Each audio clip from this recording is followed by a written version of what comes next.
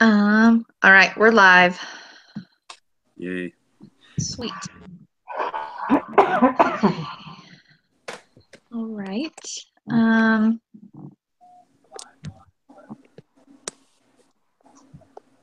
Who do we want to start with first? Mm, If you want. hang on. I feel like I always go first. You can start with me if you want to start with me. I have yours up on my page. That's what I was going to do. It's perfect. Cool. Yeah. That works. All right, I have yours pulled up. Which one are we looking at? Sierra's. Okay, perfect.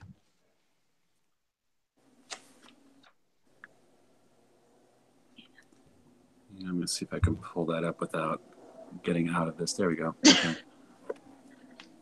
Oh yeah, I really liked your hand washing video too, and we had to wash that. So mine, like, it put in a different folder, and I'm sorry I didn't see that you already had a folder in there. Oh, that's okay. No worries. We found it.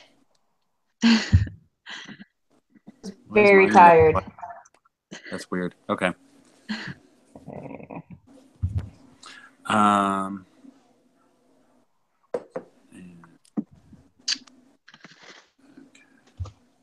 So I saw on yours what I didn't do on mine. I did not put like the domain. Like I kind of noticed on all of yours, you guys were very specific. I did not do that on mine. So I noticed that was a big difference.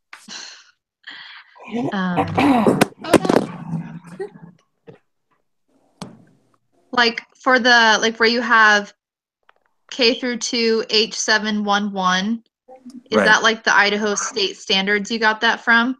Yeah. Okay. So in my undergrad. See, I just wasn't sure if we were supposed to put that in there or not. Yeah, I don't know. I guess in my undergrad when we were writing lesson plans in early childhood, it was actually we were taught that we should always like pull from the standards and like the objectives and create our lesson plans. So I'm just kind of in that habit, but I actually have found that I really like it because it helps me like keep checking in with the standards and know very clearly what they say. And then also one of the cool things with early childhood is that they also provide examples of how to teach those lessons. Like they'll have like this and this and this meets these standards. And so anyways, for me, it's just kind of been out of habit, but doing that I have found that it's like really helpful. That's nice. Yeah. I agree. Yeah, I thought I saw how you did that, and then I said I was gonna steal that because that was something that I had always just kind of guessed on for any of the plans we've done for the observation, because I mean I didn't do any kind of lesson plans before this really, and so that was something that was like really kind of new to me, and you know I never heard one way or another about it from liaison or anyone else. So you know I just put down like just like that, you know, KH 7.2 or whatever, you know, I just put that part of it without like any of the other verbiage or describing what domains it was coming from or anything like that. But you know I really liked how you did that because it really explained things, so I kind of took that cue. Yeah. And that I think that was probably about the only major really about the only adjustment that I made to my lesson plan. But no, I really liked how you did that. Yeah. Cool, thank you. Cleaner. Yeah.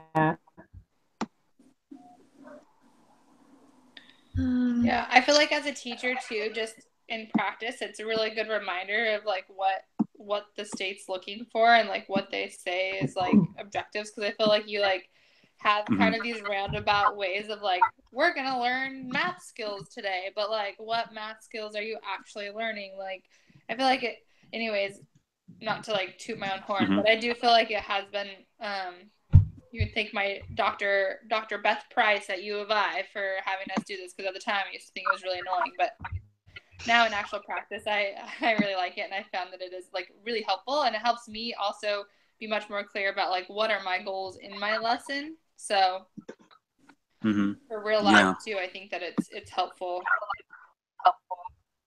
So I'm on like the Idaho State Department of Education, and they have the Idaho Content Standards.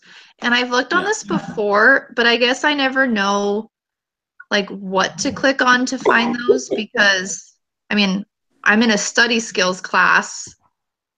So I guess I never know like where to go for that. Like where to see, because there's arts and humanities, computer science, English, health education, information and communication technology, math, PE, science, social studies, and language development.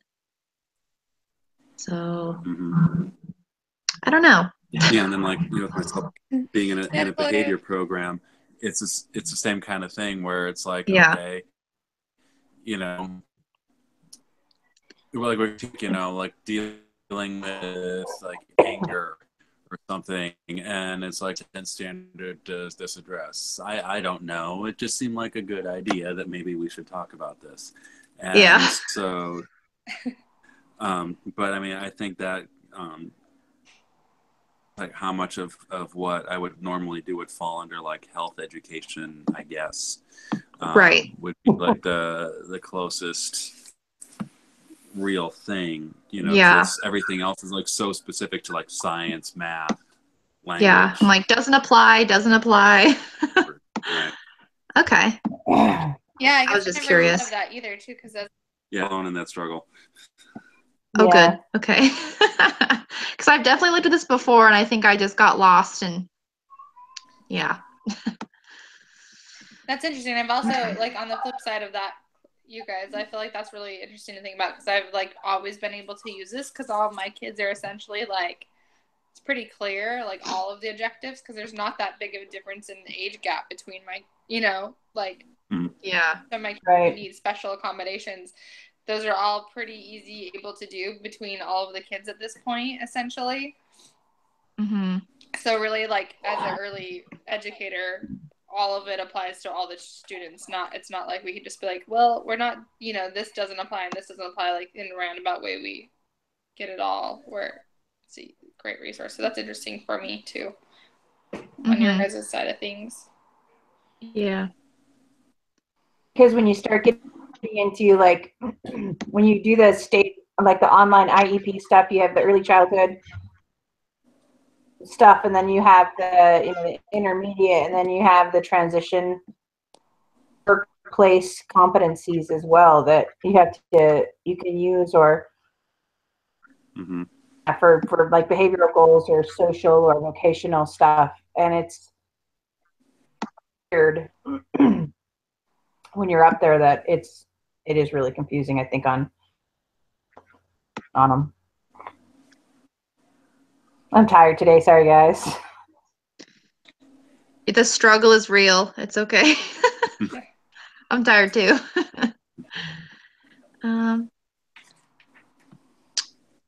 But I think your lesson plan looked really good.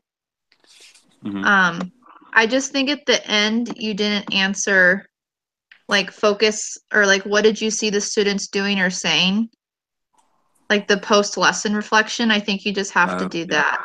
Oh yeah, I definitely did not do that, huh? I know, I always forget that's at the end. Yeah, I haven't done that on mine either. Should probably do that. Yeah. Need to do that. So other than that, it looked really good. I couldn't remember what I submitted for what week we were actually supposed to submit. If it was like, I was reading the discussion, it looks like week 8 lesson. I saw that too. Yeah. But I decided I felt like this was my best lesson plan, so I wanted to do this one. I don't know if that's going to matter or not, or if I need to pull lesson 8. I think it's supposed to be lesson 8. Okay. At least that's what the discussion board made it sound I think said. Yeah. Well. Okay. Yeah. Well, but I don't know. For this particular assignment, it was just a lesson plan, so I don't think he was necessarily picky about which one. Okay. Yeah, I read it as a lesson plan, but then when I read the discussion board, I was like, oh, was it supposed to be 8? Oh, okay. Yeah, maybe I didn't pay enough attention to that myself. I just checked it today, and I was like, oh, I don't know if I submitted week 8 lesson plan or not. So Yeah. okay, well, maybe I'll send an email or just to clarify on the discussion board. So, Well, cool. Yeah. But yeah, I think it looked really good. So Thank you. you're welcome. Let's pick on Shlomo next. Okay. Okay. Okay. Let's see.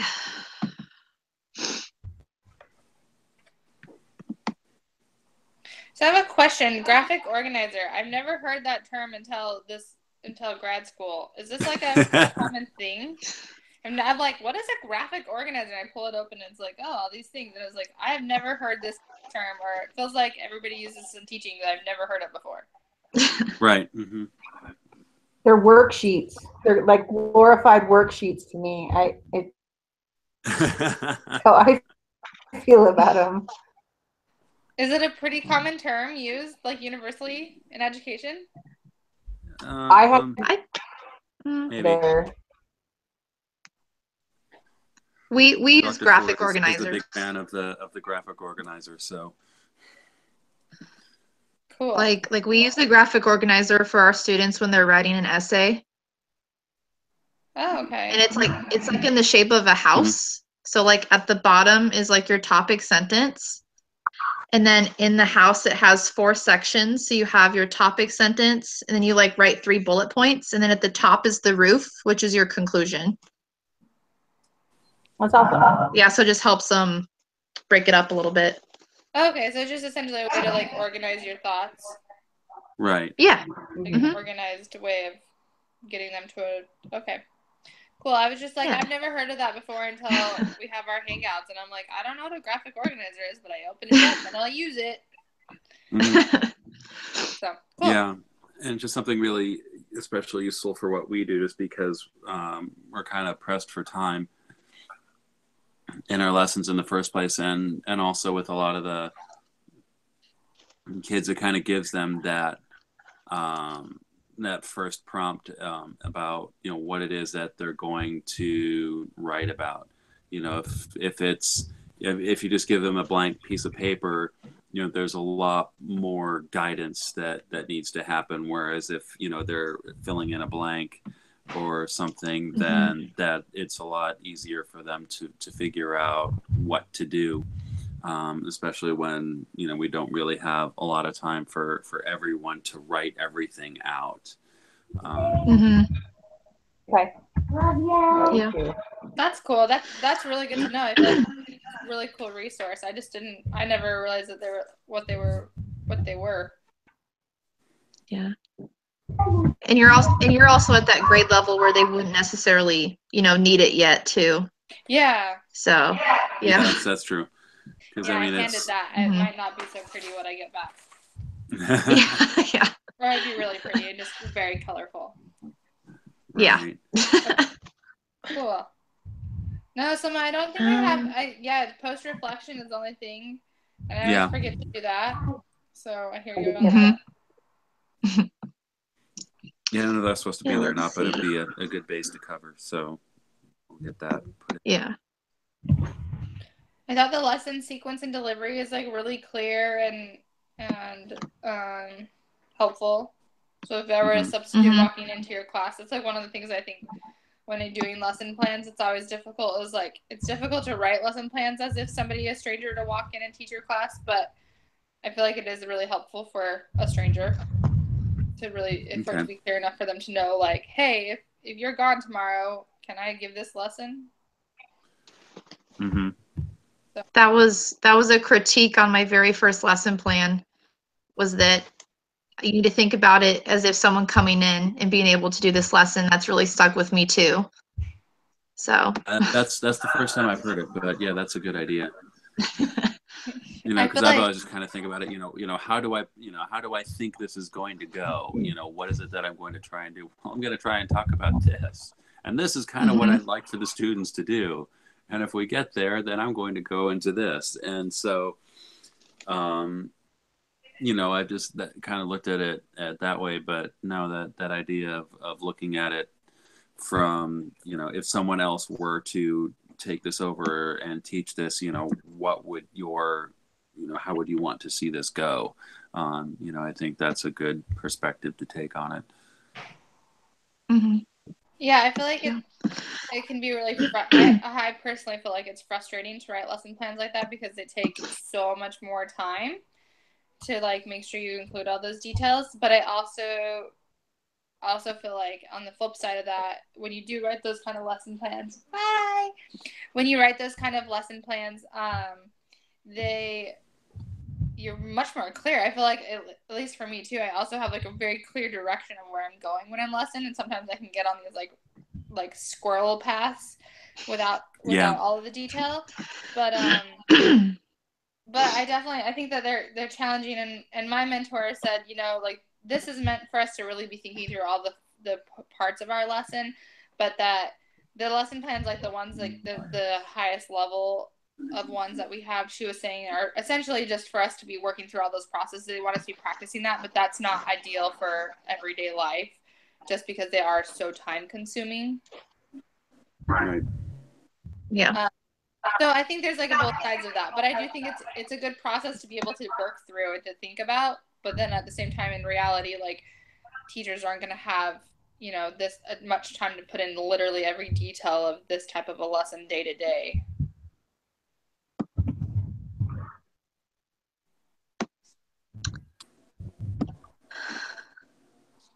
But think about like a full like a high school or even like a elementary school teacher, where you're teaching like 6-8 blocks, writing 8 lesson plans for every single day. That's beyond ridiculous.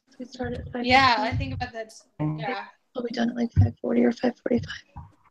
I have a water boiler. definitely. But I do think it's a good process to practice. Just for in the situation, I always think like And then you just put on a cookie sheet and if I'm the cool. substitute would really be able to meet those learning targets, So yeah, both sides are good to be able to do.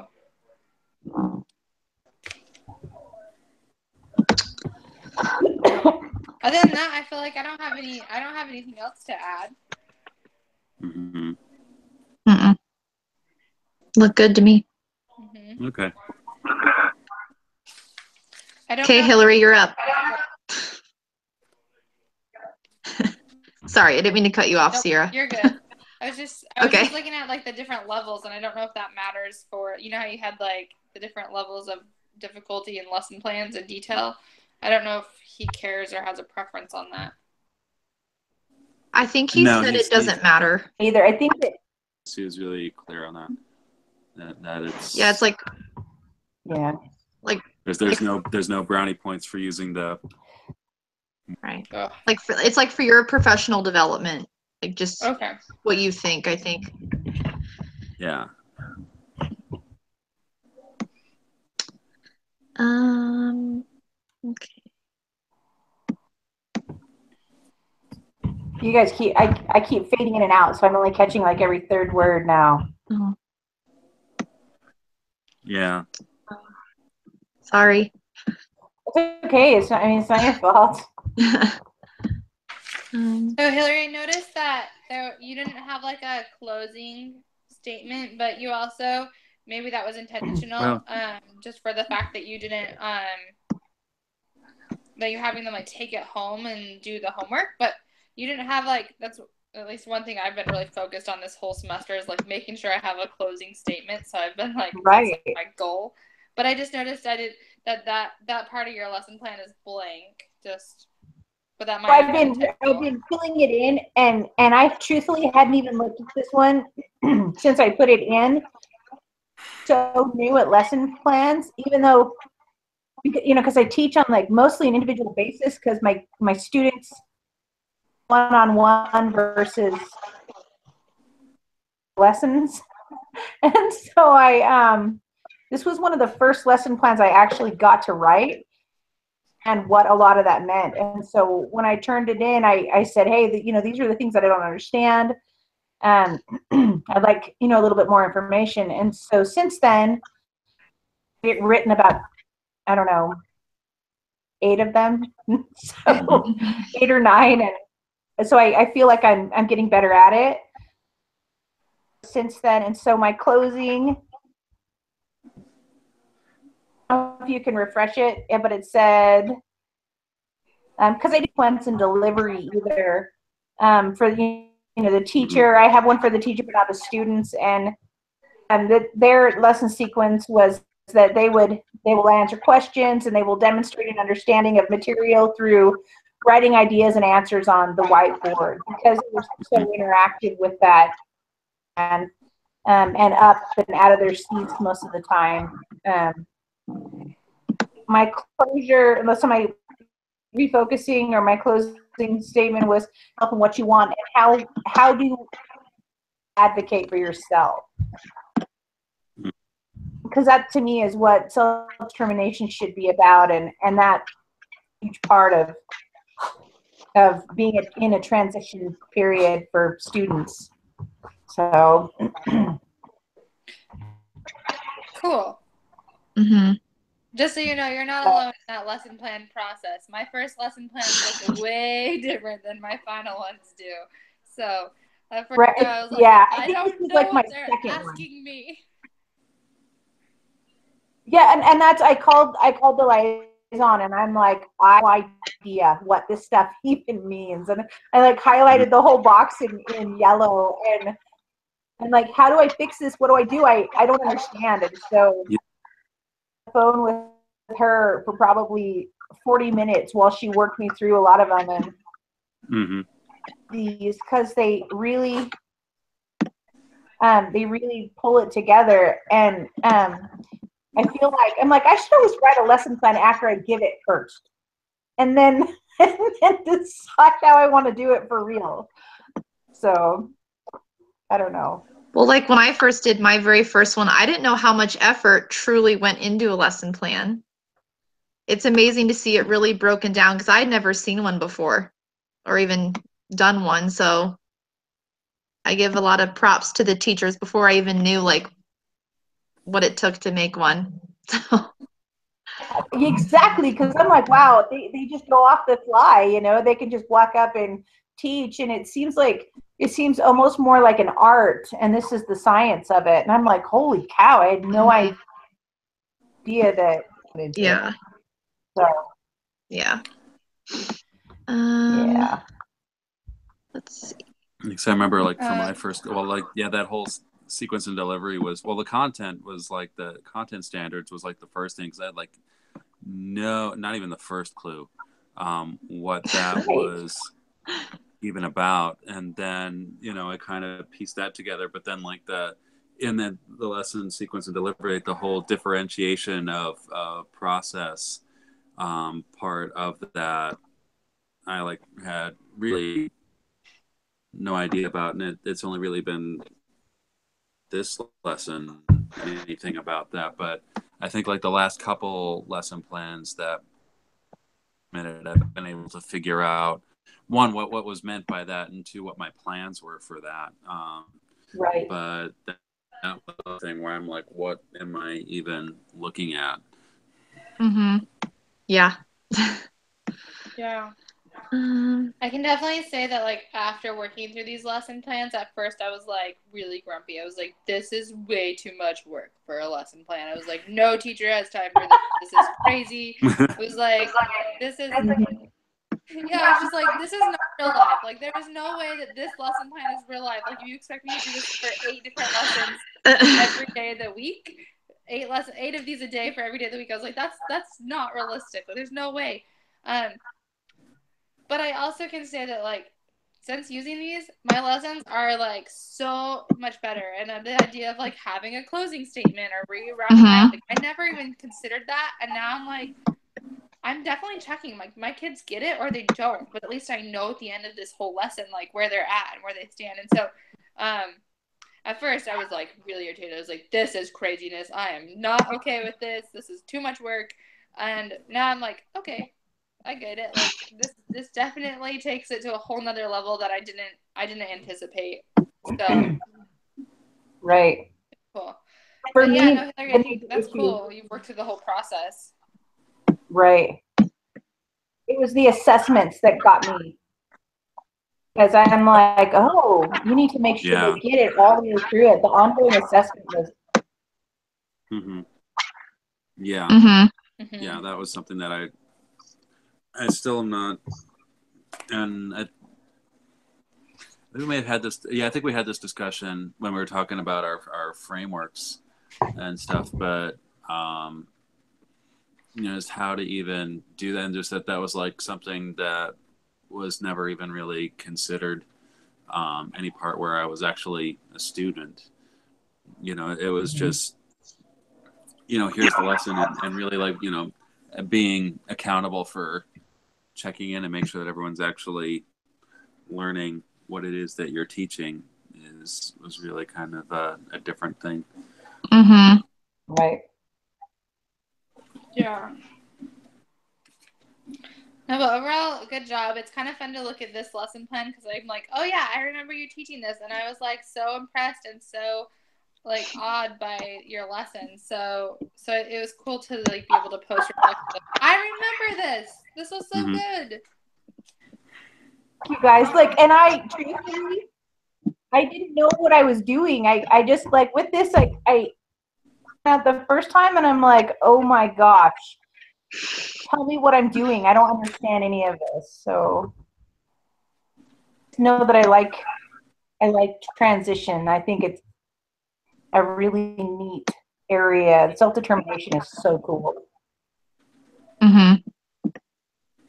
Truthfully, this whole class has made me consider like venturing out into like big kid land. Like this class has like showed me like I'm like, oh my gosh, I think I could be really passionate about this. And maybe I don't need to just work with 3 and 4-year-olds because I've always been previously terrified by them. But now I'm like, I think I want to do this. Like this class is like I'm getting a junior high placement next semester, and I'm kind of terrified because I work with 3 and 4 only. Yeah. But this class has been really cool.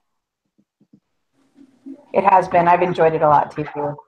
Sorry, I'm like a squirrel too. I always go off these crazy paths. But I don't have anything else to add to yours, Hillary. Right. Yeah, I thank you guys. I appreciate it. I like looking back at it. I'm like, oh, I haven't even looked at this since I wrote it. And I need to fix that. And yeah. All right. So, Chloe, I think you're the last one. Yeah. Yeah. Yeah.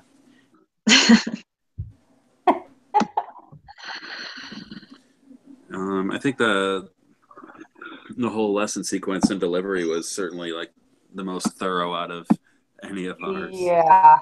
Mm-hmm. The 2.0 was a lot. I'm like, as basic as it gets. I'm like, this is it. This is what I got. Right. Like, I feel like with the 2.0 version, I felt like the hardest part was just the lesson sequence and delivery. Just really thoroughly putting that in there. But yeah, and yours is definitely thorough. Yeah. I wasn't sure like how thorough I was supposed to be, so I made it quite thorough. Yeah. So it took a while. Yeah. I mean, like you said, like coming from that perspective of, if a substitute were to come in and teach this lesson, everyone would certainly have like a very clear idea about, what it is that they're doing and what they should be expecting. So, that would be a plus. Right. I just want to say, like, for me, that most of my lesson plans come from other teachers. They put lesson plans like this out there because they are organized, because I'm not a super organized person. I am very passionate, but not super organized. So to be this specific, and I love that you did that. I think that's amazing. So yeah. Thanks. I also really loved like the differentiation portion of your lesson. that's been a learning curve for me too. I think that you're really clear and really good examples of what you were doing for specific students. I thought that was really cool in your lesson plan.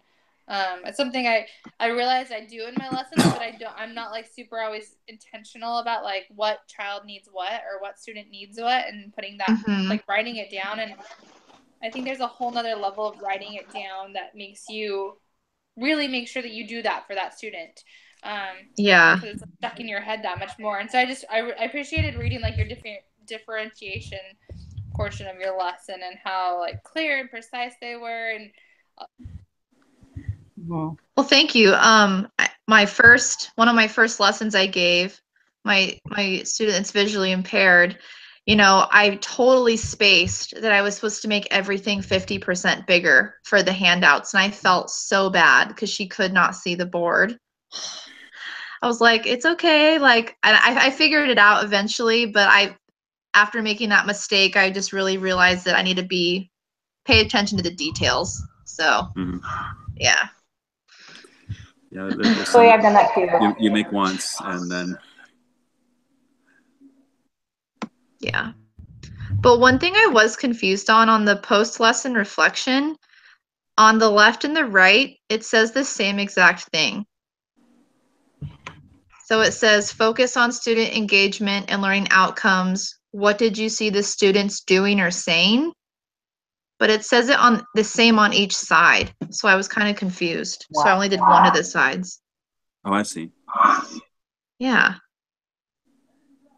Not sure on that. In the basic one, in the one that I have, the question is, it is focus on your instructional practices, teacher, or what did you do as the teacher and how effective was it? And I think that might be a typo on that one. Yeah. Yeah. Yeah, because I don't think it's supposed to say the same thing. Yeah. Okay. Because one I'm seeing here says that like one is like student engagement and learning outcomes, and then the other one is like what you're in. So it was kind of like a post reflection. You know, one was like how effective is your instruction, and two, you know, what the other half of it was, you know, what do you see the students doing? So it's kind of a reflection on yourself, and then the other side's like a reflection on, you know, was everyone as like you know, student what did engagement you see the students doing? Because I mean, that's, and especially like the video part of it, you know, that's something where, you know, maybe you can see things in the video that you couldn't because, you know, you're busy actually teaching the lesson. And so just in reflecting on it afterwards, you know, you could see, because I mean, and then there's sometimes when like I've like watched like some videos and the students were actually like more engaged than I really thought that they were. You know, I really thought that I was like having to really get everyone's attention, and but everyone was more engaged. And sometimes the other way around. You know, there's like students like completely goofing off that I didn't even see, and that can always be a little embarrassing. But you know, just that side, you know, one like, you know, thinking about what you were doing and thinking about what the students were doing. Okay, that makes more sense. Okay.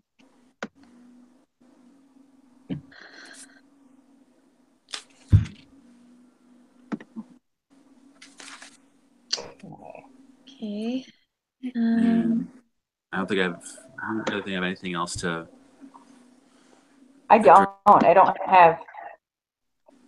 It's interesting to see all the different the writing that we have. They go with the teaching styles, and it's been really interesting to watch that. Yeah. I feel very sloppy next to all of you guys.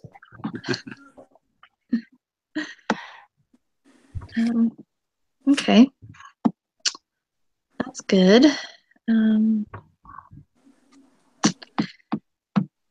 Feel like we covered everybody, and that was pretty much, that's all we had to talk about, right? Yeah. Yeah. Okay. All right. A quick question before we get off. I posted this on the discussion board, but before we get off, I just want to ask: do we have a written final paper in this class? I think so. That's like the lesson for the week. But I was going to ask that.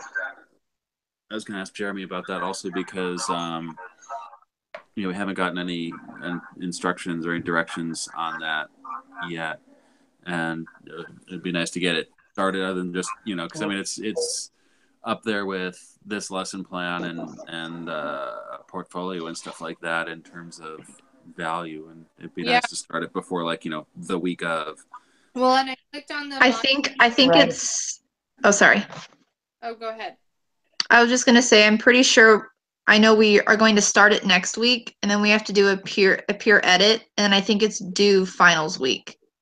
Okay. Oh, okay, Based off of the schedule, like that printout schedule. I think it says on there. I think. Okay, that would make sense. Okay. But yeah, it'd be nice to know like what the topic is and everything. Right.